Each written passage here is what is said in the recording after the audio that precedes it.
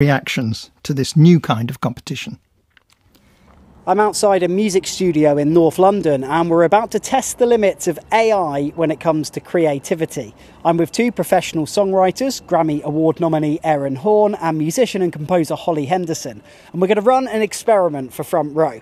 Erin will produce a track using artificial intelligence and Holly will be doing things the old-fashioned way, using traditional instruments and pen and paper. They've only got 2 hours and we're going to see who can make the most convincing hit, the humans or the machines. Hi, my name's Erin Horn. I'm a songwriter, producer, player of musical instruments, recorder of sounds. I've been using AI in some of my production and songwriting. Yeah, I'm excited to be here. Thanks for having me.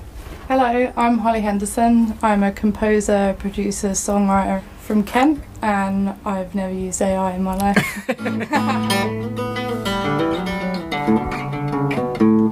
We've split you into two teams and we're going to try and pit you against each other.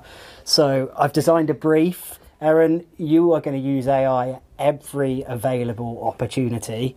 Holly, you're going to do things the old-fashioned way. We're going to compare what comes out at the end and see if the computers are as good as we think they are. We want a commercial pop song aimed at 15 to 30-year-old women about breaking up with someone on holiday. Thinking a similar demographic to singers like Anne-Marie, Dua Lipa, Becky Hill. We want major key, we want it to be feel-good. Initial thoughts? I'm thinking I need to get on an instrument as soon as possible.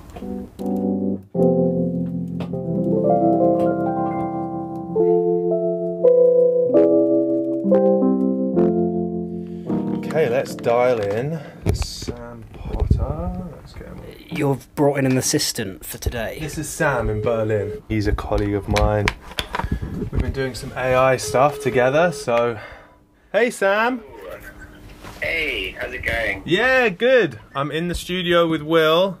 So would this imply, because there's two of you, that in the songwriting, producing community, you're still all kind of finding your feet with AI? Yeah, we've just been scratching the surface, I think. This is kind of the birth of it, isn't it, Erin? It's like we've been speaking about it for a while, and we haven't actually properly done anything until now. Oh, I'm excited to see what happens. You guys have got 2 hours.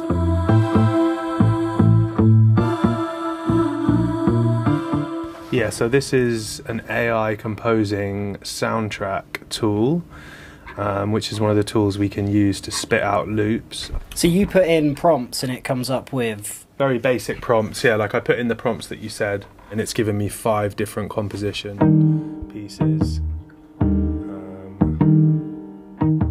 So these are brand new this is never... This is new generated. No one's ever heard this before. The voices do tend to be a little bit weird in it, but for fun, I will show you. The thing that I thought was absolutely terrible was the metal. Let's get it to just produce a bit of heavy metal for fun.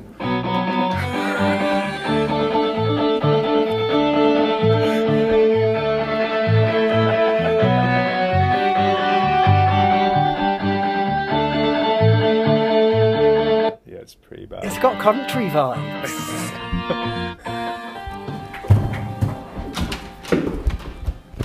So I've just popped out, and as you've just heard, the complete songs that AI generators spit out are hit and miss at best. So for today, Erin and Sam are acting very much as curators. They're pulling the best bits from tons of different tools and trying to turn them into the best coherent song that AI can come up with. And that very much chimes with what's going on in the industry as a whole. All of the companies I've spoken to developing artificial intelligence for use in music are very firm that they're not trying to get rid of composers altogether. Rather, they want to create tools to allow them to be more effective and efficient. Still, what Erin's doing is a far cry from what's going on in Holly's studio.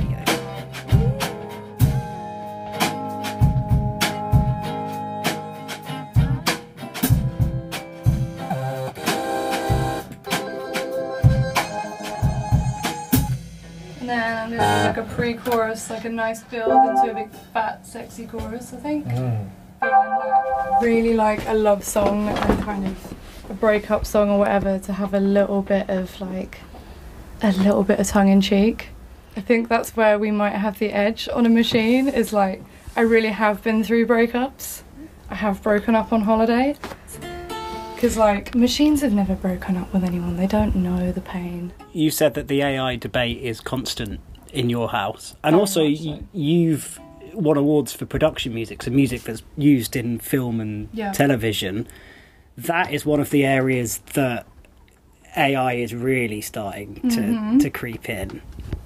Yeah, it makes me nervous. All of my peers are passionate about keeping music authentic. The problem with the arts and music in the modern age is that we've failed to regulate certain things, and our worry is that AI won't be regulated in a way that maintains fairness and authenticity for us as artists. So obviously people like myself being made kind of redundant by machines, like, that's a horrifying prospect when you're talking about music. We use things like sample packs. In theory, that's not so different, but the scary thing is that if labels feel like they can capitalise on not needing people like myself, and they can just, you know, type something in and do it, they will do it. I think people who really love music and really care about it won't care about how good an AI thing is. I think out of principle, people who love music will want to hear a love song written by a human being who's felt love. And I think that's going to be really important in the future. I'm a working class musician. I taught myself, if it wasn't for technology, I would not be a composer. I really respect anyone that wants to kind of push those boundaries and see what can happen. But I'm definitely here representing the people who fear the possibilities. Oh, that's nice. Actually, it's nice and see. Give it. Do like a.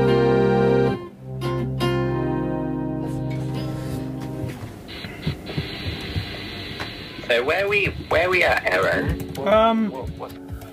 I'm just playing with this backing track that I've downloaded from Ava. Maybe split the drums up from it. Yeah, why don't you do that, and I can just fling some more samples over to you. And maybe do start working on the lyrics, because if it's going to be finickety, we could run it a few times. Get rid of that bit, for sure. You wrote a track for Doja Cat, Woman, over 1 billion streams, nominated for a Grammy.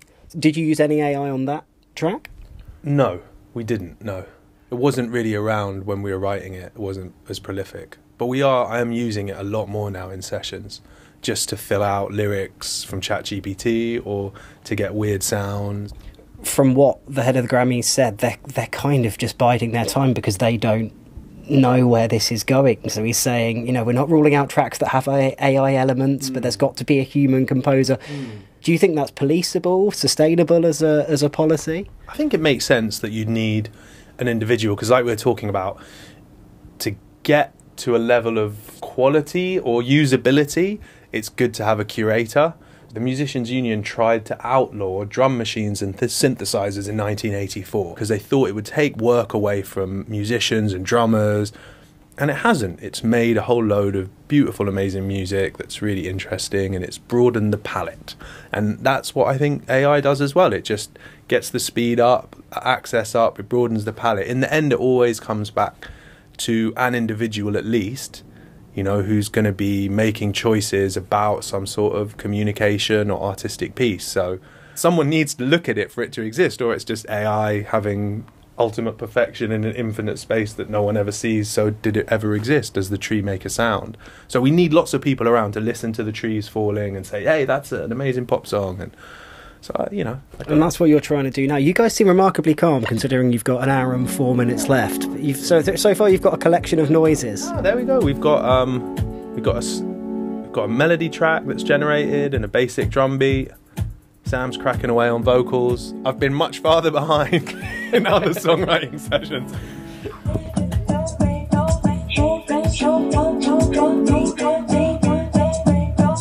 I'm going to take the vocals out of that and see if I can resample it, yeah. The chief of UK Music was up in Parliament earlier this year talking about how AI influenced the industry, and one of the big concerns he had was the idea of copyright and ownership. I think the issue is, like, we don't always know what's in the back end, so we don't know the data set that it's trained on. If it's been trained on a load of music we didn't own, then yeah, that's potentially a copyright issue. that is the issue, and that's why certain sort of major labels have said no one can use any of our music to train any data sets on. So without understanding in depth exactly how the company had got that data set, that would be a problem, I guess. But just to what extent does the person who wrote the code own the copyright? That's interesting. Yeah, if you look at modern copyright, it's based on the actual writing and the penning from a named individual. So you have to be a person with a name and then say that you actually wrote it. So I think if you coded for something that then created it, I'm not sure if you could argue that you wrote the song. It's like saying, if I feed the songwriter that morning, do I then own the song they write in the afternoon? Sure. I've just sent you some lyrics as well. Great. So it's a lyric-based generator that you've made, right? It's like a lyric chatbot, yeah. So they trained it on this big data set full of lots of lyrics. They put that into an AI. The AI is learning all these features of the language and how the words relate to each other, the types of words, and then it creates new stuff for you at the end of your finger when you click the generate button. Staring at the sky so blue in the heart of July, I think of you. My heart beats like a drum as memories of our love start to hum. Right, guys, that is the end of that's the end of 2 hours, I'm afraid. How was it? It was really good. It's definitely like a really good challenge to give yourself as a songwriter. I would like more time, preferably, but I think we have something that could possibly compete with a robot compadre. All right, let's do AI first. Okay.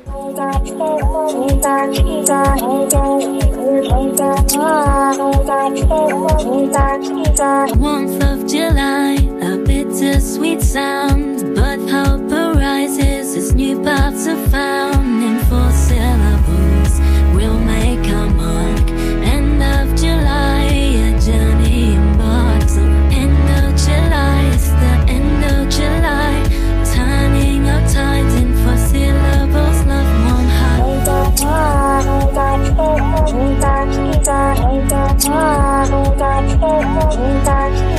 End of July, all the sunlight falls out. We'll spend just and various pieces yourself. In fading light, till we find our way. Let summer's light, we're off from sunray today. We've every synopsis at a chapter July. Kind of nosedives a bit there. Nice though. It's weird because you can totally see exactly what it's getting at. It's just the artifacts and stuff. Like, in a couple of years, when you've got rid of that, it's going to be pretty scarily convincing. A lot of people find the idea of artificial intelligence in music intimidating. Nick Cave, when shown some AI-generated lyrics in his style, said, "The apocalypse is coming." Would you second that? I would never not second anything that Nick Cave said. But in all honesty, if we use this as a tool to help us construct things and it's available for everyone and we maintain that people are making those choices, I don't see why it can't be used as much as we use anything else. It's a digital tool. Well, should we finish by hearing some real human music Let's then? have some people music. This is the track you came up with to a very commercial brief in under 2 hours. Does it have a name? I think we're going to call it... It's already been done. Can we call it Heartbreak Hotel? Yeah, sure.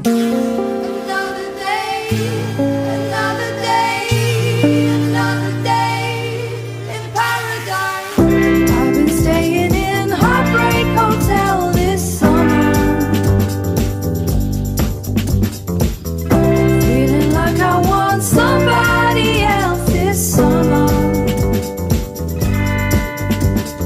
Maybe it's the final time. I think I wanna see the sky. My time is meaning more to me than being sat beside the sea. I've been staying in Heartbreak Hotel this summer. I don't really have the guts to tell a Grammy-nominated songwriter he's lost, but I think it's pretty clear what the better track was there. Logically, AI can only get better. Based on what it can currently do, I think we're just seeing the very start of a significant battle over how, when and where it should be combined with music. Reporter Will Chalk with the songwriters Aaron Horn, Holly Henderson and Sam Potter. And that's all for this evening. Tomorrow on Front Row, director Christopher Nolan on his new film Oppenheimer. And two Welsh poets discuss that most complex and challenging of Welsh poetic forms known as cwnghanedd. Quite challenging to pronounce that for me. See how Nick Hahad does at 7:15 tomorrow. Thanks for listening to Front Row. I'm Tom Sutcliffe and the producer was Emma Wallace. The production coordinator was Lizzie Harris and the studio manager was Tim Heffer. And if you enjoyed this podcast, you can discover more on BBC Sounds.